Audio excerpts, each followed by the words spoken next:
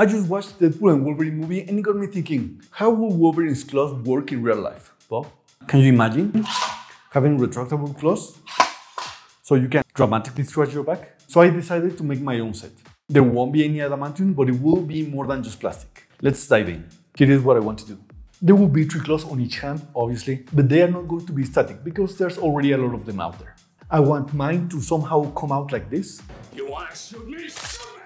So all I should need to do is rotate or extend my arm so they can come out and retract the arm so they can hide again. I want to do this without any electronics or buttons to press because why overcomplicate things when we can just use physics? I believe something around 20 centimeters or 8 inches of length should be fine.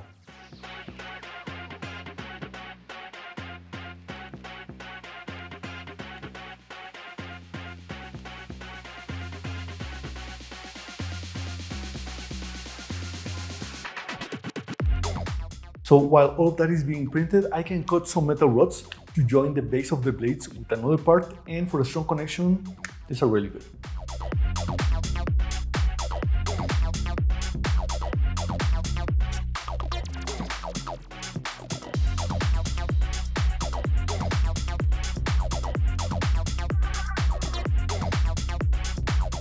So that's finished, so let's go check out how are the printers doing. So, how are you guys doing? Everything okay? You need something? Filament, oil, calibration again? Please don't. Okay, let me know when you are done. Look, I know that at some point I'm going to need to attach Velcro to PLA. I have done that before with super glue, but the thing is, after a couple of days, I feel the bond a little bit brittle. So I want to attach pieces of this fabric to PLA.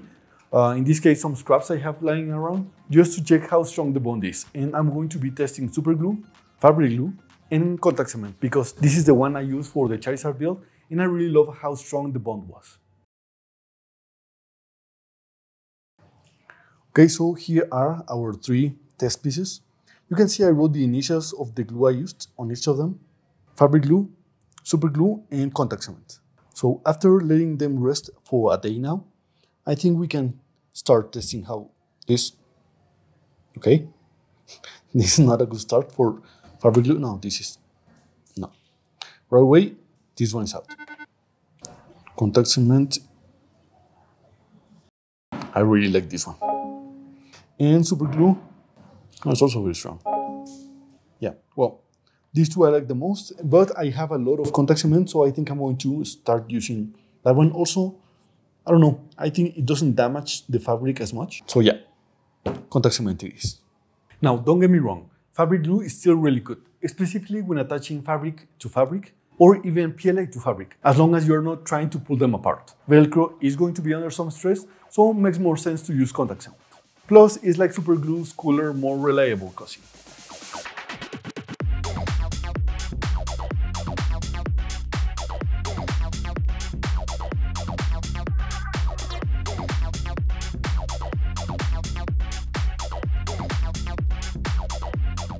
So all of the parts we're going to need are right here, almost. Now we can start testing. But first let me show you how all of that is going to work. You can spot really quickly where the claws are. They should look kind of like this at the end. Perfect for reaching my phone without getting up. All of them are going to be attached to this base right here. And the ones in charge to keep them in place are going to be the small rods we cut earlier.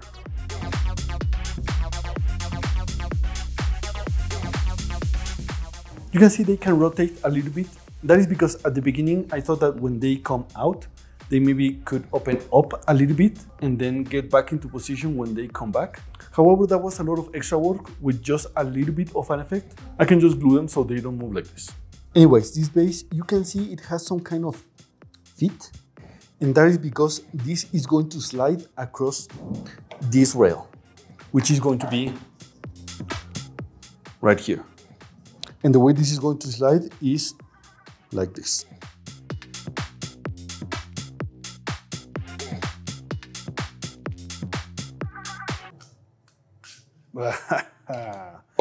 Don't you love when that happens? Perfect support removal.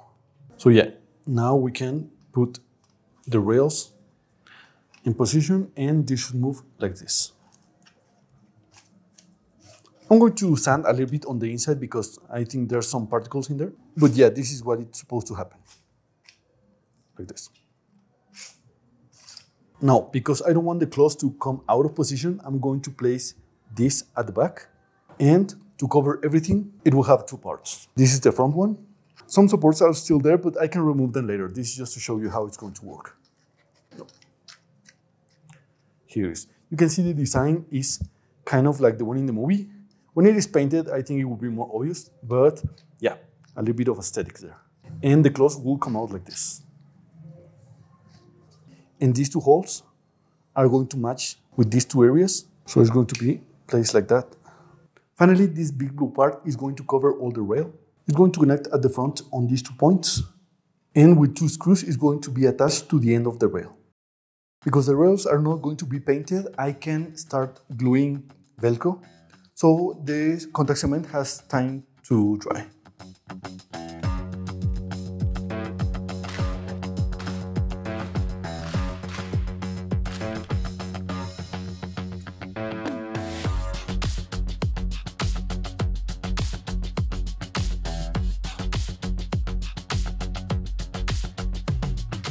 This project there is not going to be a lot of sanding except for the blades. These ones really need to be smooth, especially here at the front end. Focus. There.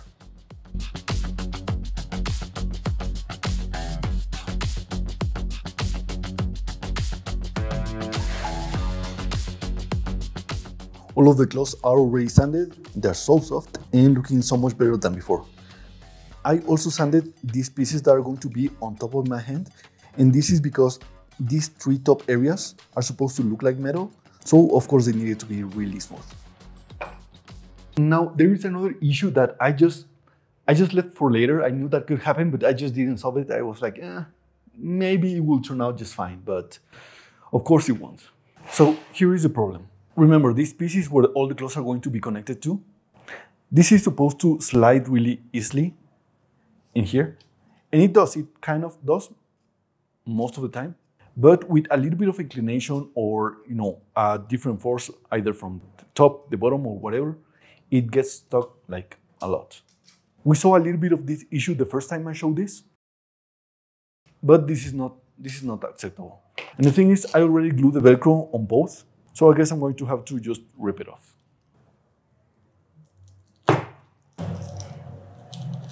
Okay, that was a bit harder than I thought, but that is the thing with contact cement. It's a flexible glue, so it is made to absorb those kind of pushing and pulling. So that's why I love it. Now I'm going to need to make a second version of these guys.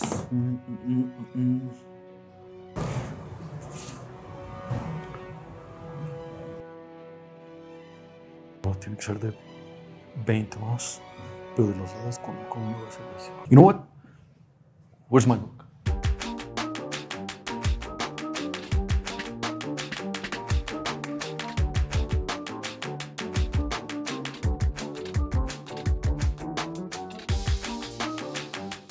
Now, this is the first version, and I have 2 new prototypes. This is how they are going to work. First, I place our slider in this base I made by entering in these 2 slots. Second, I add this linear ball bearing. This is really useful when sliding across an axis, like this. Don't confuse this with a normal ball bearing. This is good mainly for rotation, not for sliding. So yeah, normal ball bearing, linear ball bearing. So let's use this one. I'm going to place this in the base. I actually made a radius here, so it will be easier to place. There. Now we go to the new rails. I can place this through here, then connect the ball bearing, and I will glue later, of course, that rod at the end. And you can easily see, this will be glued also, by the way.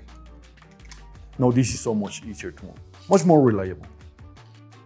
Now that I think about it, I don't know why I didn't do this in the first place, but this is the way we're going to move forwards. I already established that these 2 places are for positioning the front of the claws, like this, right? But I have not told you yet why there's another hole here, also here, and in this piece. For those places, I'm going to use these 3 neodymium magnets placed. So when these move forwards or backwards, the magnets at the end will pull the claws with enough force to keep it in place, but not too much, so when I rotate my arm, the claws are able to move forwards. The same with the one at the top. I want to pull my arm a little bit, and that should release the magnet, so we can move back to the beginning. The rail at the left will have the magnets much closer, so we can test with different magnetic strengths. When the claws are finished and they are assembled to this piece, of course it will have a lot more weight. So the only way we can test the magnets and know which is the better way to go, we need to have ready the assembly of the claws and these 2 pieces, and the only way to do that is to have this completely finished. Now, because of all the movement this piece is going to have and the fact that it connects the claws with the rest of the mechanism, I need something much more durable. So I asked for help to my friends at JLC 3DP, and I got the same piece 3D printed in stainless steel. It was as easy as to upload the file I already have to the website and place the order. Not only it increases the strength, but also the weight, which I will definitely need for the claws to come in and out with just a movement. There is one more part I needed 3D printed in stainless steel, which I haven't shown you yet, but it's the base of the claws. And they are going to be attached to the upper plastic piece. But as cool as 3D printed stainless steel is, they also 3D print a wide range of materials. Plastic, resin, nylon. For me, stainless steel is one of my favorites, not only for its strength, but all its characteristics. See, even for this, I am planning to add another piece to scratch against the claws to have that sheen sound for a more realistic effect. And that can only be achieved with metal. In the description of this video, there is a link to the website, so you can go and check them out. They are even offering up to $60 in coupons for new users, so how not to work with them. So yeah, click the link, check them out. Actually, I kind of like how they look like this. Don't really want to paint them. So in short, let's glue the plates with the metal, make the whole assembly with the base of the 3 claws, so we can test the best distance with the magnets.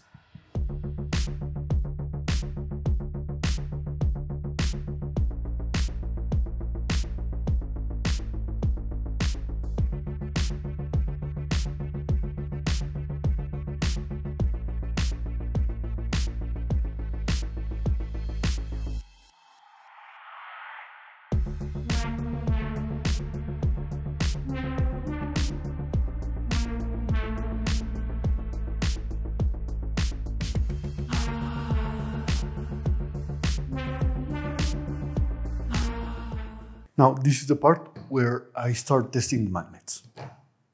To be honest, I do have more faith in this version because the magnets are so much closer, but first, these squares are going to represent this neoprene because I'm going to add this in those 4 points as well, just to absorb a little bit of the impact.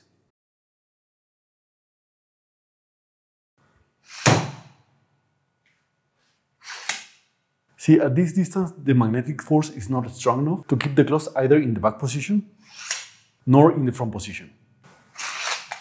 Okay, time to test the other prototype. Okay, it doesn't slide down by itself, which is what we're looking for. Nice. And just a little bit of effort should be enough to... Good.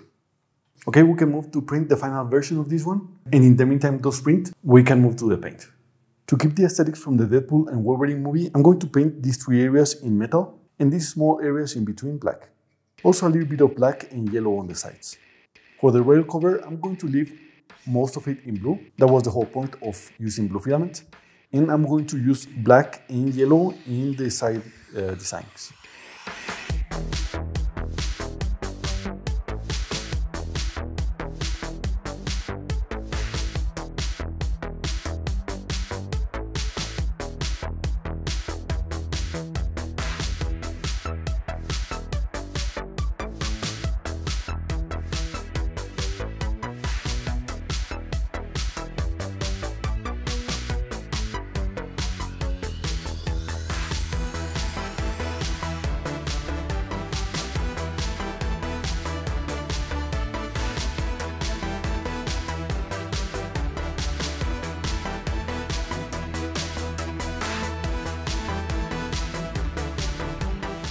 So there is one last issue to tackle before the assembly, and that includes the claws, which, let me tell you, they are looking pretty good. You can really see where the steel ends and the plastic starts, but that's okay, just a small aesthetics. thing. So here's the issue. These two pieces are aluminum, and they are the reason I left the bottom side of the blades where the steel is without any paint. Because when they come out, I want them to make the shink sound, right? They feel really good, and these things are heavy. I believe the reason these pieces are not making any sound the way I want them to is because they are too thick. Around 1.20 millimeters. Luckily, there is a way in which we can make that thinner. And for that, I'm going to use my Trusty Vice. This weighs around 6.8 kilograms or 15 pounds. There are many different kinds of vices, but this one is called swivel base bench vice. And it is called that way because if we unscrew these two pieces, its base can swivel. And it's a vice that has holes, so you can screw this on a bench. It is made for holding objects between these two dented faces.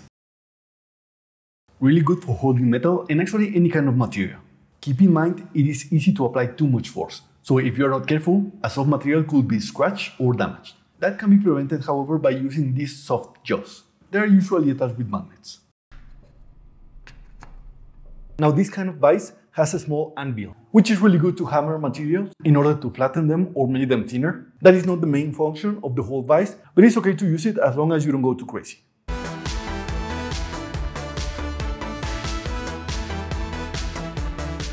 Here is our new and improved aluminum piece.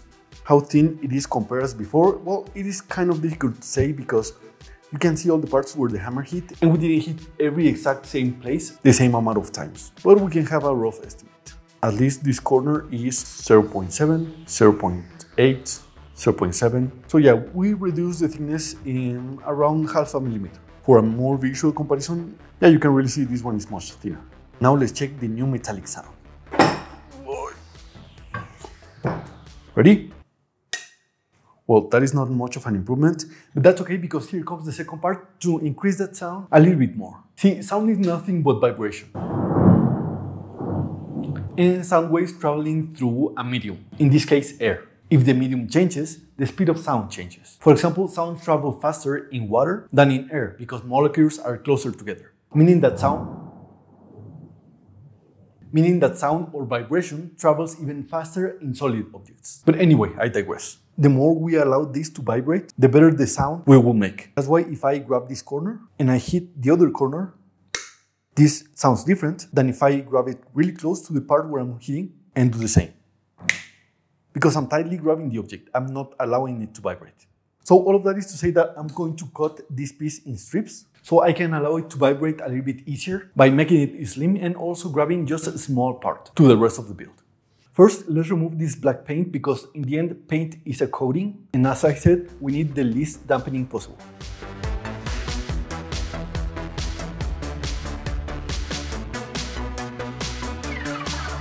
Here is our polished aluminum sheet, I believe we can call it at this point. It's really thin. None of the paint remains. And let me test. This is exactly the sound we are looking for. Now let's turn our aluminum sheet in aluminum strips.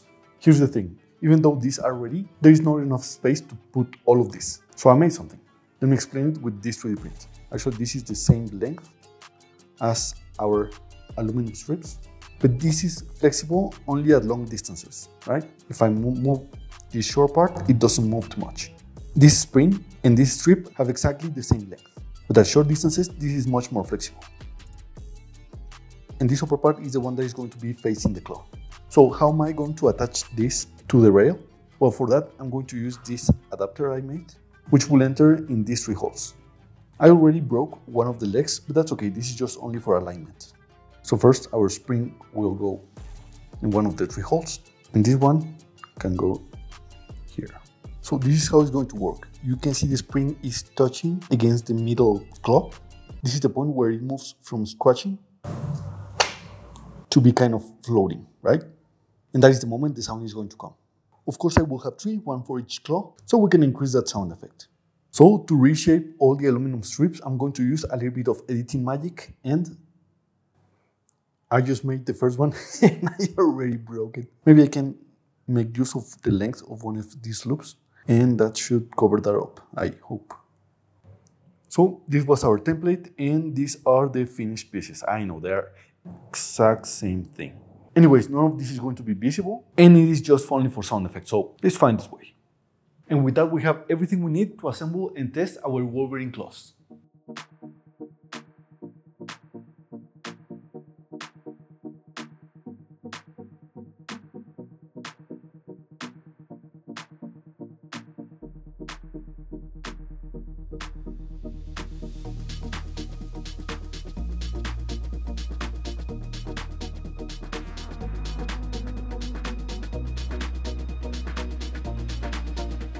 I hope you're ready, because here they are.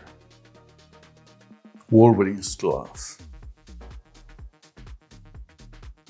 I really love the metallic finishes and also the painting on the sides. You can even see the claws on the inside.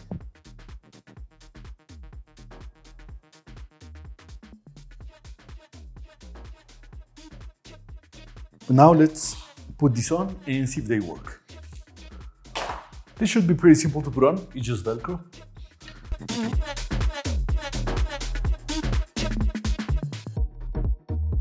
Here they are. I thought they were going to look bulkier, but seems pretty good to me. Also, one of the reasons I made this cover, instead of just leaving the blades out, is so if I have a big jacket, I can just put on and everything will be covered but the knuckles. And therefore, the jacket will not interfere with the mechanism of the blades. But if I'm just holding them like this, it wouldn't make much of a difference. Right, let me see if I can get this completely in the shot. Ready?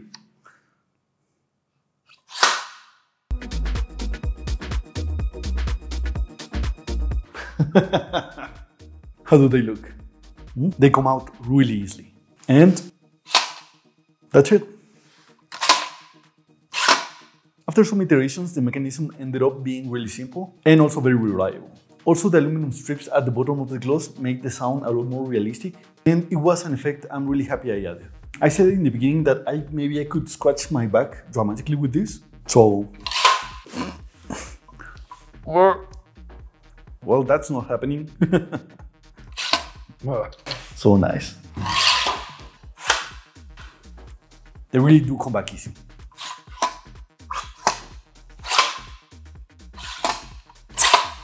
I'm gonna play with you for so many hours.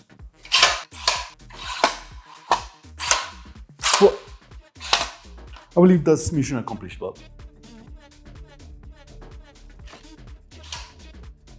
Do tell me if there's something else about the X-Men you would like me to build. I don't know, some kind of superpower we can mimic with mechanics or electronics, and I'll see what I can do. Give a like to the video if you like the end result or the process, and here are more videos for you to watch. See you in the next one. Stay sharp.